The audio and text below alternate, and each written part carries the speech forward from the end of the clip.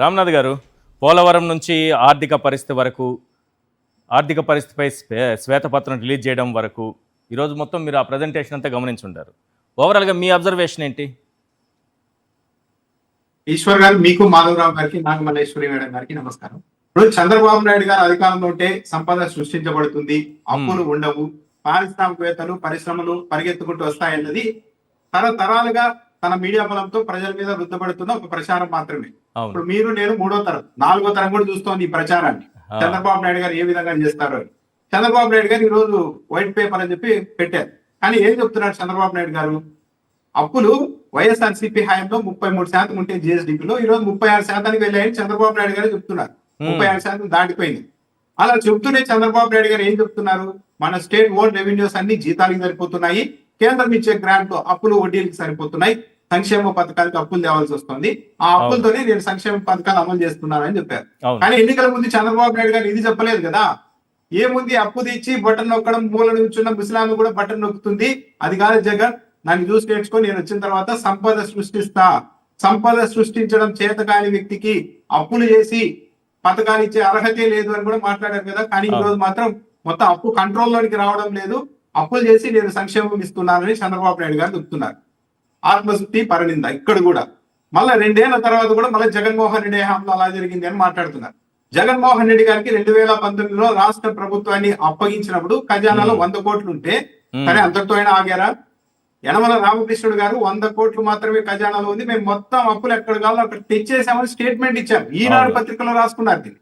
మేము మొత్తం అప్పులు తెచ్చేసాము, అప్పులు ఇచ్చేవాడు కూడా లేడు జగన్మోహన్ రెడ్డికి, ఈ రాష్ట్రాన్ని ఇంకా ఎలా నడుపుతారో మేము చూస్తామని డైరెక్ట్ గా ఎంత లోపల కసి ఉంటే ఆక్రోషం ఉంటే ఆ స్టేట్మెంట్ ఇచ్చారు. కానీ జగన్మోహన్ రెడ్డి గారు ఎప్పుడైనా సరే చంద్రబాబు నాయుడు గారు 100 కోట్లే నాకు ఇచ్చిపోయారు కాబట్టి నేను ఏమీ చేయలేకపోతున్నాను అని అన్నారా? లేదు. ఆయన 5 ఏళ్లు పరిపాలన చేసుకుంటూ వెళ్ళారు. కానీ ఈ రోజు పరిస్థితి ఏంటి? చంద్రబాబు నాయుడు గారు అధికారంలోకి వచ్చిన తర్వాత మొత్తం జిఎస్టీ వసూలు పడిపోతున్నాయి. కానీ ఏదేదో గణాంకాలు చెప్తున్నారు. జిఎస్డిపిలో మనం ఎక్కడోకి వెళ్ళిపోతున్నాం అంటారు. జిఎస్టీ వసూలు ఎందుకు లేవు సార్, మరి ఆదాయం ఎందుకు లేవు సార్ అంటే మాత్రం చంద్రబాబు నాయుడు గారికి సమాధానం చెప్పారు. ఈ రోజు మీడియా సమావేశం ఏర్పాటు చేసుకుని వైట్ పేపర్ తో కావాల్సిన వాళ్ళని పిలుచుకున్నారేమో అని కొంతమంది బాగా గట్టిగానే అడిగారు, విలేకరులు కూడా ప్రశ్నలు. కానీ ఇంకో విలేకరు అడుగుతున్నారు, చంద్రబాబు నాయుడు గారు ఎక్కువ ప్రశ్నలు ఇంటూ ప్రశ్నలు వస్తూ ఉండడంతో, సార్ మీరు 2 ఏళ్ల క్రితం 10 లక్షల కోట్ల రూపాయల అప్పుతో ఈ రాష్ట్రాన్ని హ్యాండ్ ఓవర్ చేసుకొని ఈ 2 ఏళ్లలో ఇన్ని పథకాలు ఎలా ఇచ్చారు సార్ అనగానే చంద్రబాబు నాయుడు గారు ఇదేదో పాజిటివ్ గా ఉందని చెప్పి నేను అలా చేశా ఇలా చేశా అని చెప్తున్నారు. కానీ ఎక్కడా కూడా గణాంకాలు కనిపించడం లేదు. కాగ్ రిపోర్ట్ చంద్రబాబు నాయుడు గారు ఎక్కడా కూడా బాగా గమనించండి, ఈరోజు వైట్ పేపర్ అని చెప్పి మొత్తం స్లైడ్స్ వేశారు కదా, ఎక్కడ కూడా సోర్స్ చెప్పారు.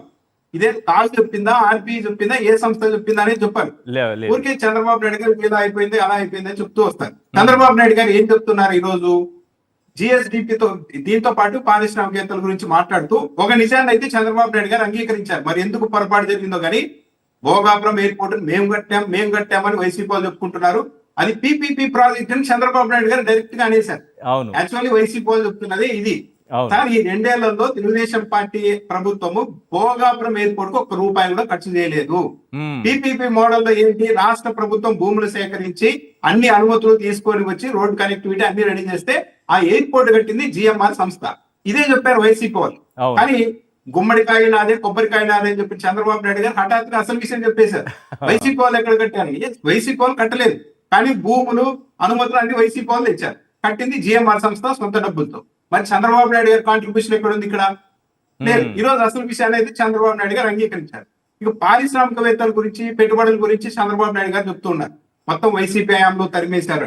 ఒకసారి ట్రాక్ రికార్డ్ చూస్తే ఈ రాష్ట్రంలో పెట్టుబడిదారులను పరిగెత్తేలాగా తరిమి కొట్టింది తెలుగుదేశం పార్టీ. ఈ 2 ఏళ్ల కాలంలో, ముందు కూడా అవుతూ ఈ 2 ఏళ్ల కాలంలోనే ఏం చేశారన్నది కూడా ఒకసారి చూస్తే, ఇప్పుడు ఆదాని అనే వ్యక్తి జగన్మోహన్ రెడ్డి హయాంలో పెట్టుబడులు పెట్టేకి వస్తే ఇదే ఆంధ్రజ్యోతి పత్రిక పగబట్టినట్టు ఆదానికి అమ్మేస్తున్నారు, ఆదానికి దోషి పెడుతున్నారు అని రాయడంతో కాకుండా ఒకరోజు ఎక్స్ట్రీమ్ గా ఆదాని అనే వ్యక్తిని ఆంధ్ర నుండి తరిమి కొడితేనే ఈ రాష్ట్రం బాగుపడుతుందని రాశారు కదా. ఆ తర్వాత జిందాల్ మీద ఏం చేశారు? జత్వాని గారిని తీసుకొని వచ్చి పెట్టారు, ఆయన మీద ఒత్తిడి తెచ్చారు కదా. జమ్మలమడుగులో ఒక ప్రముఖ సిమెంట్ కంపెనీని అక్కడ కూటమి ఎమ్మెల్యే సుమోలు అడ్డు పెట్టి లోపలికి మెటీరియల్ పోకుండా కూడా వారాల తరబడి అడ్డుకున్నారు. ఇది వాళ్ళ పత్రికలోనే రాస్తున్నారు కదా. పల్నాడులో 2 ప్రముఖ సిమెంట్ ఫ్యాక్టరీలు, భవ్య సిమెంట్ ఒకటి, చెట్టినాడు, ఈ రెండింటిని 3 నెలల పాటు క్లోజ్ చేశారు. స్థానిక ఎమ్మెల్యేలకు ముడుపులు ఇవ్వలేదు. ఇవన్నీ జరిగాయి కదా. చంద్రబాబు నాయుడు గతంలో జపాన్ ఆయన ఏం చెప్పారు మకేన్ ఆయన ఇది యునైటెడ్ బీహార్ బ్రూవరీస్ అంటుంటారు దేశంలో యునైటెడ్ బ్రూవరీస్ మీద బీహార్ కప్పం కట్టాలని వాళ్ళ మీద దాడులు.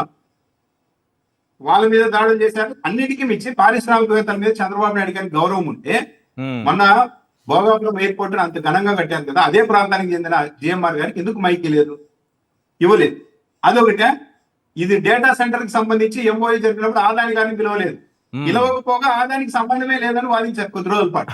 అవును. అంటే ఏంటి, మొత్తం క్రెడిట్ మనమే ఎందుకు తీసుకోవాలా? జిఎంఆర్ తో ఎందుకు మాట్లాడట్లేదు అనుకుంటున్నారు? ఇప్పుడు జయమార్ గారు మాట్లాడుకుంటే ఆ ప్రాజెక్ట్ ఎలా కట్టారు, మేము కట్టాం, ఇంత ఖర్చు పెట్టామని చెప్పేవాళ్ళు. ఆ రోజు తెలిసిపోయింది. పైగా జగన్మోహన్ రెడ్డి గారు వచ్చిన అనుమతుల గురించి కూడా మాట్లాడతారేమో. పైగా అన్నింటికి మించి వైఎస్ జగన్మోహన్ రెడ్డి గారు మళ్ళా ముఖ్యమంత్రి అయ్యి ఈ ప్రాజెక్టును ప్రారంభించాలని కోరుకుంటున్నారని కూడా చెప్పారు. ఇవన్నీ మనసులో పెట్టుకున్నారేమో కానీ ఎక్కడా కూడా ఆయనకు కూడా అవకాశం ఇవ్వకుండా చేశారు. ఇవన్నీ చెప్తే ఇప్పుడు కాదు, 2016, 2014, 19 మధ్య అధికారంలో ఉన్నప్పుడు అమరావతిలో 150 ఎకరాల్లో 1000 పడగల ఆసుపత్రి కడతామని చెప్పి Indo UK institute of health sciences వస్తే డబ్బులు కూడా చెల్లిస్తే ఒకరోజు హఠాత్తుగా పెద్ద మనుషులు వచ్చేసి ఇలా అయితే మీకు అనుమతులు రావు, హాస్పిటల్లో సగం వాటాయి సగం ముడుపులు ఇవ్వని అడిగారు. దాంతో నేను వెళ్ళిపోతున్నానని ఇదే సాక్షి టీవీలో సాక్షి పత్రికకు ఇంటర్వ్యూ ఇచ్చి ఆ సంస్థ సిఇఓ ఇక్కడ నుండి వెళ్ళిపోయిన ఉదంతాలు కూడా ఉన్నాయి. ఈ రాష్ట్రంలో ఒక మాట మాట్లాడితే అమర్ రాజా బ్యాటరీ అంటారు. అమర్ రాజా బ్యాటరీ ఎక్కడా పోలేదు, ఆడి బ్రహ్మాండం ఉంది, పొల్యూషన్ ఎక్కువ అవుతుంది, కంట్రోల్ చేసుకోండి అంటేనే దాన్ని అంత రచ్చ చేశారు. కానీ చంద్రబాబు నాయుడు గారు కాంగ్రెస్ పార్టీ కలిసి పదుల సంఖ్యలో ప్రముఖ పారిశ్రామికవేత్తల్ని కేసులు పెట్టి ఈ రోజు కూడా వాళ్ళు కోర్టుల చుట్టూ తిరిగే పరిస్థితి తీసుకొని వచ్చారు. చంద్రబాబు నాయుడు గారు ఒకవైపు ఇలా చేస్తూనే అవతల వాళ్ళ మీదకి నిందలు వేస్తూ ఉంటారు చంద్రబాబు నాయుడు.